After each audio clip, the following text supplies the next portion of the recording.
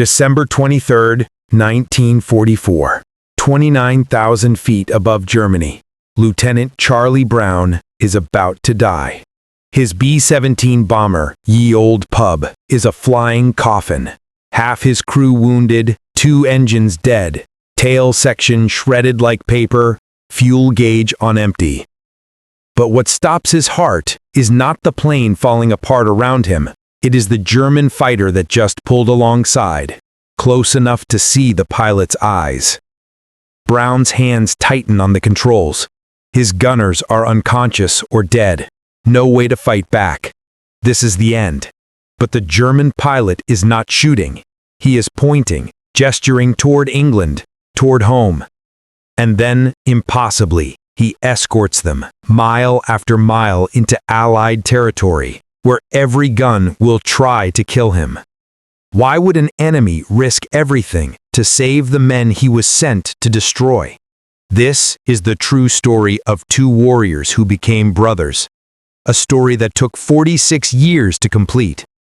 And it begins long before that frozen December afternoon. Franz Stigler was not born a fighter pilot.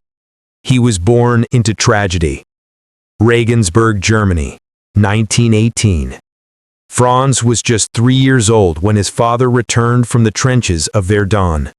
But the man who came home was not his father anymore. Franz grew up watching a broken man jump at loud noises, stare at walls for hours, wake up screaming about artillery barges that never stopped echoing in his mind. In 1923, his father died. The war had simply taken 5 extra years to finish killing him. Franz's older brother August gave him hope. August was a Luftwaffe pilot, one of the first in Germany's reborn Air Force. On warm summer afternoons, August would take young Franz to the airfield, let him sit in the cockpit of a Messerschmitt Bf 109. The smell of aviation fuel and oil, leather seats warm from the sun, the control stick in his small hands, dreaming of flight. August told him something Franz would never forget. Flying is not about killing, little brother. It is about honor. You respect your enemy, you fight fair, and when it is over, you walk away with your dignity intact. August never walked away from anything again. Shot down over France, 1940. Franz was 22 when he got the telegram. By then he was already in flight training, driven by grief, anger, and a desperate need to honor his brother's memory. Franz had 2 kinds of instructors, and they would wage war for his soul. The propaganda machine taught hatred. Posters everywhere showed Allied bombers destroying German cities, dead children pulled from rubble. The message was simple and brutal. American and British pilots were not soldiers, they were baby killers. Franz believed it. He needed to believe it. How else could he avenge his brother? But his flight instructor, Hauptmann Gustav Rodtel, taught something different. One evening after training, Rodtel pulled Franz aside. "Do you know what happens to pilots who lose their humanity?" Rodtel asked, lighting a cigarette. "They win battles," Franz replied. Rodtel looked at him hard. "They lose themselves. I have seen it, Franz. Good men who started shooting at parachutes, who strafed lifeboats, who forgot the enemy was human just because we are at war. You shoot down the airplane, not the man. Understand?" Franz nodded, but understanding and believing are different things. By December 1944, Franz Stigler had 27 confirmed kills. He had earned the Knight's Cross with oak leaves, one of Germany's highest honors. He was also broken. The war had turned. Everyone knew it, though no one dared speak it aloud. Endless American bomber formations. For every 1 shot down, 10 more appeared. Fuel running out, parts running out, hope running out. Franz no longer believed in the cause. He just wanted to survive. He had no idea that in less than 24 hours, he would make a choice that would define the rest of his life. December 23, 1944, 11:47 a.m. Alert sirens screamed across Oldenburg airfield. Large American bomber formation heading for Bremen. Franz climbed into his Bf-109. The morning air bit through his flight suit. Another mission, another day in hell. Then he saw them, 100 black dots against winter clouds. B-17 flying fortresses in their famous combat box formation. Each one bristling with 50 caliber machine guns. Each one capable of shredding a Messerschmitt in seconds. Franz picked his target, a B-17 lagging behind the formation, lower than the others, a straggler. Stragglers were easier kills. Franz dove from behind, where the tail gunner's blind spot gave him precious seconds. His 20mm cannons roared. Shells tore into the B-17's wing, walking toward the engine. Black smoke poured out. The bomber lurched, falling out of formation. Franz pulled up, rolled away from return fire, and prepared for the kill shot. But something made him hesitate. The B-7 was not falling. It was limping, barely holding altitude, clearly mortally wounded, but still flying. And it was completely alone. Franz circled back. This should have been easy. One more pass, one more victory, one step closer to the 50 kills needed for the swords to his Knight's Cross. He came in from the side this time, close enough to see through the cockpit windows, close enough to see the pilot's face. Young, terrified, covered in blood. Behind the pilot, Franz could see through the shattered fuselage. Bodies, wounded men, a gunner trying desperately to swing his weapon around.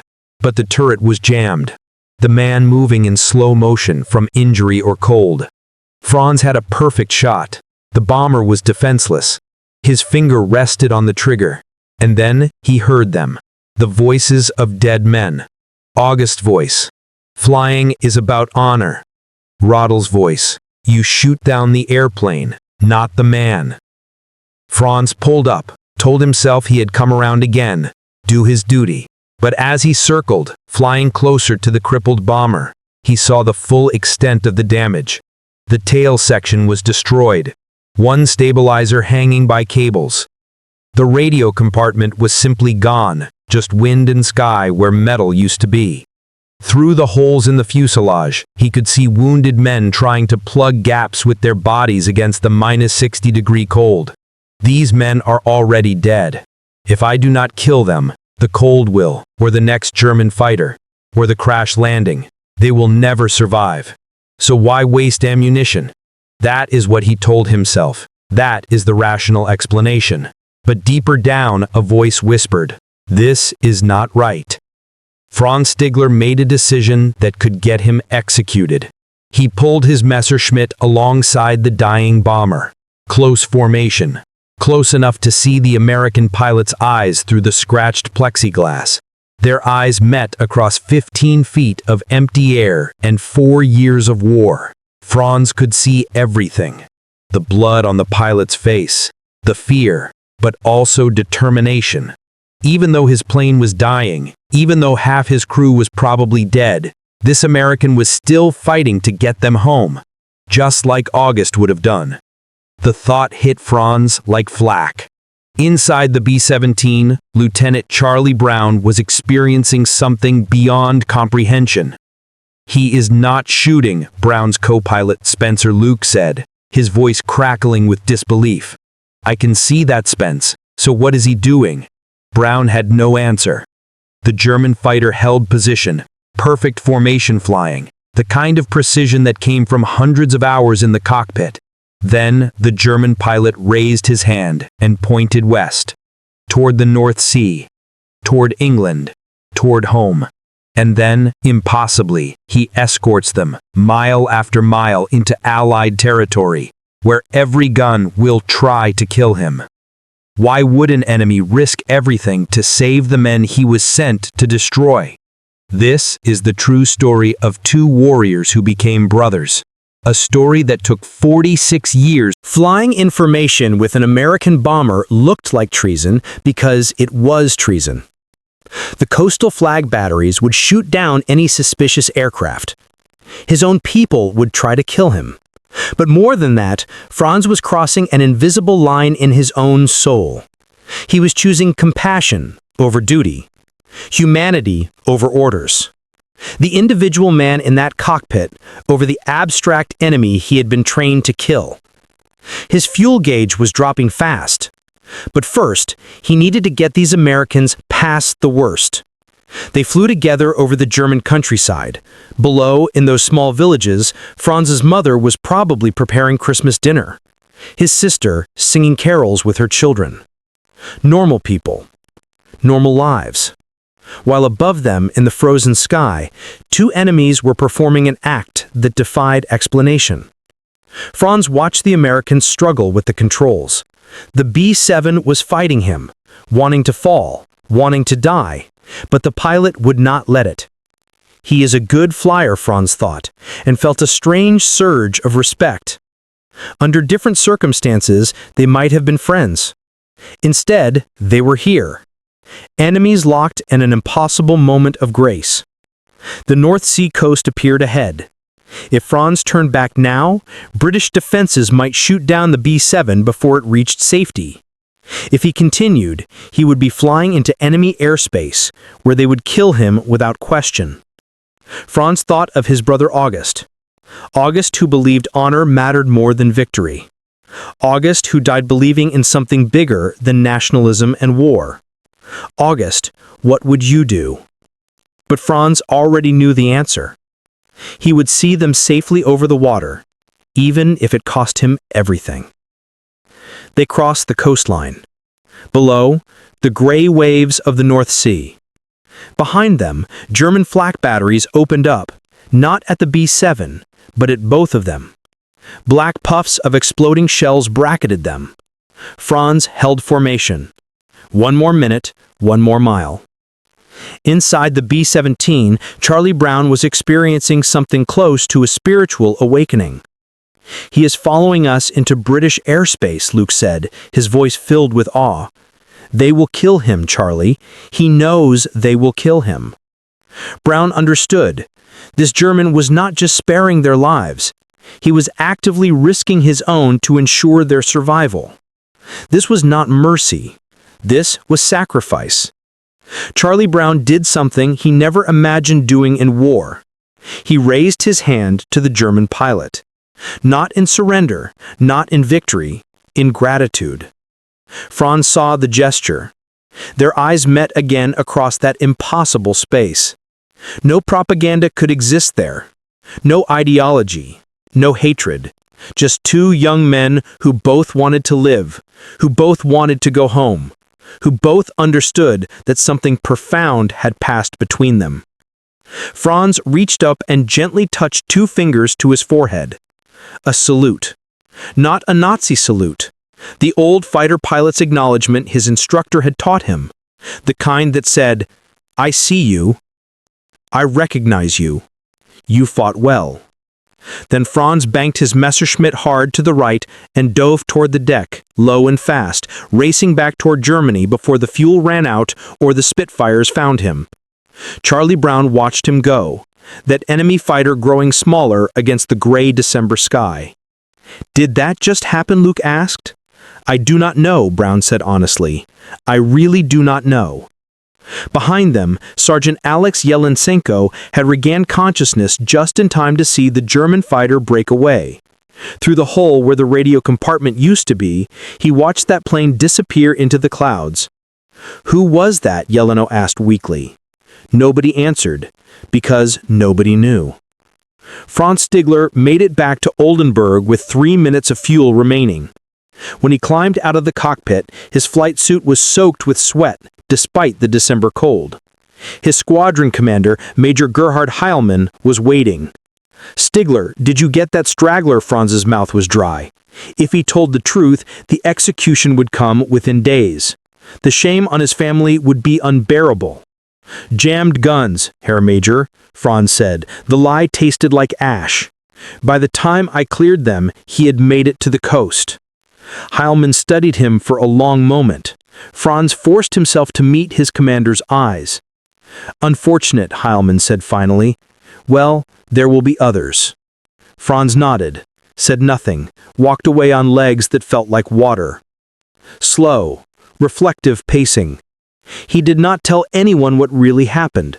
Not his squadron mates, not his ground crew, not in his letters home. What he had done was so far beyond military conduct that there were no words for it even to himself. That night, Franz lay in his bunk and stared at the ceiling. He kept seeing the American pilot's face, kept seeing that gesture of gratitude. I should have killed them, part of him insisted. That was my duty. But another part whispered, you saved them. That is what August would have done. That is what makes you still human. Franz fell asleep not knowing if he had done the right thing or committed the worst mistake of his military career. Across the North Sea, Charlie Brown brought Ye Old Pub home to Kimbolton Air Base. 3 wounded crew members, a plane so damaged that it was immediately scrapped for parts. The maintenance chief told him later, "Lieutenant, I do not know how you kept her in the air. By every law of physics, she should have fallen apart over Germany." Brown filed his after-action report. He included everything, including the German fighter that escorted them to safety. His commanding officer read it, looked up at Brown, and said something that would haunt Charlie for decades. "Son, you took a bad beating up there. Combat fatigue. Let's leave this part out of the official record, shall we?" Brown understood. The story was too unbelievable. A German pilot showing mercy, risking his life to save Americans. It sounded like propaganda or delusion. So Charlie Brown did what Franz Stigler did. He stayed silent. Both men completed the war. Both men returned home. Both built lives, marriages, children, careers. On the surface, they moved on. But neither man ever forgot. Franz tried to tell a fellow pilot in 1947. The man looked at him like he was crazy. "Franz, the Americans didn't do stuff like that, and we certainly didn't. Maybe you imagined it." Franz never brought it up again. Charlie tried to share the story at a veterans reunion. His fellow pilots were skeptical. One said outright, "Charlie, the Krauts didn't have mercy. You sure you didn't dream it?"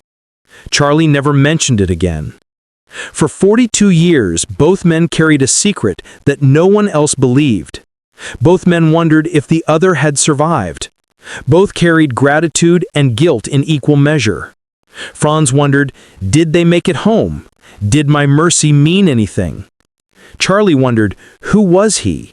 Why did he save us? How can I thank a man whose name I never knew? Charlie Brown was 63 years old, retired, living in Miami. One afternoon, flipping through a military history magazine, something clicked. Maybe I'm not the only one. Maybe if I tell the story publicly, he will hear about it. It was the longest of long shots, but Charlie Brown had spent 42 years wondering, 42 years carrying gratitude for a man whose name he did not know. He wrote a letter to a combat pilot newsletter, described everything. December 23, 1944. The crippled B-7. A simple letter. I was the one. I remember you. I remember that day. He included his phone number. 4 days later, Franz's telephone rang. He picked up. Hello, is this Franz Stigler? The voice was American, older, careful. Yes, this is Charlie Brown. 46 years collapsed into nothing. Franz was 22 again, flying alongside a dying bomber, looking into another man's eyes and choosing mercy. I wondered if you survived, Franz said, his voice thick. I wondered the same about you. There was a long silence. 46 years of questions, trying to condense into words. Why did you do it? Charlie finally asked. You could have killed us easily. Why did you not? Franz thought about his brother August, about his instructor, Rodel, about all the things that had made him who he was on that December day. You were in a helpless situation. I could not kill you. It would not have been honorable. Another pause. You saved my life, Charlie said. You saved all our lives. I have wanted to thank you for 46 years. And I have wanted to know if you made it, Fran replied. For 46 years. They talked for 2 hours that first call, about the war, about their lives after, about the weight they had both carried in silence. Charlie told Fran about his crew. Most survived, though. Sergeant Yelensenko died in 1950 from complications of his wounds. Franz told Charlie about moving to Canada, about building a new life, about trying to forget, but never being able to. Will you come visit me? Charlie asked. I would like to meet you face to face. Yes, Franz said immediately. Yes, I would like that very much. 3 months later, Miami International Airport. 2 old men in their 60s, both gay-haired now, both carrying decades of memory. Franz saw Charlie first, recognized him somehow, even though the young, terrified pilot had become a grandfather. Charlie turned. Their eyes met just as they had 46 years earlier. They embraced like brothers, and in that moment, the circle completed. The enemy who had shown mercy, the pilot who had lived because of it, the silence that had lasted nearly half a century, finally broken. For the next 18 years, Franz Stigler and Charlie Brown were inseparable. They attended air shows together, standing before crowds and telling their impossible story. They spoke at military academies, teaching young officers about honor and humanity in war.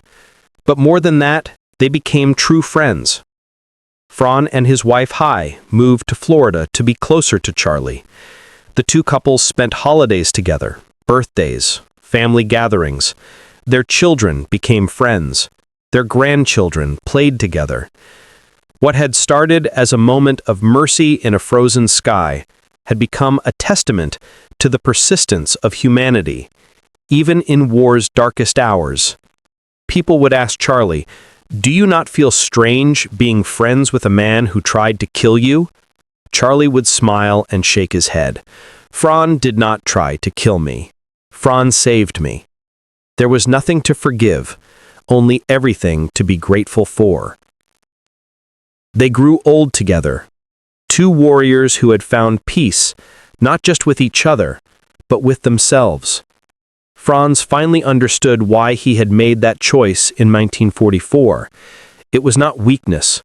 It was not even mercy, really. It was remembering his own humanity in a moment when the world demanded he forget it. Charlie finally had the answer to his 46-year-old question. The German pilot was not an angel or a saint. He was just a man who chose to do the right thing when the wrong thing would have been easier. Franz Stigler died on March 22, 2008. He was 84 years old. Charlie Brown spoke at his funeral, standing before the assembled mourners with tears streaming down his face. He was the most honorable man I ever knew. Not because he was a hero, Fran never called himself that, but because when the moment came, when he had to choose between duty and conscience, between orders and humanity, he chose to see the human being inside the enemy uniform. In that frozen sky, on that December afternoon, Franz taught me something I have spent the rest of my life trying to understand. Even in war, especially in war, we can choose to be decent. We can choose mercy. We can choose to remain human. And sometimes that choice echoes across decades. This is a true story. Franz and Charlie's families gave their blessing to share it. If you found this story meaningful, I would appreciate you sharing it with someone who might need to hear it.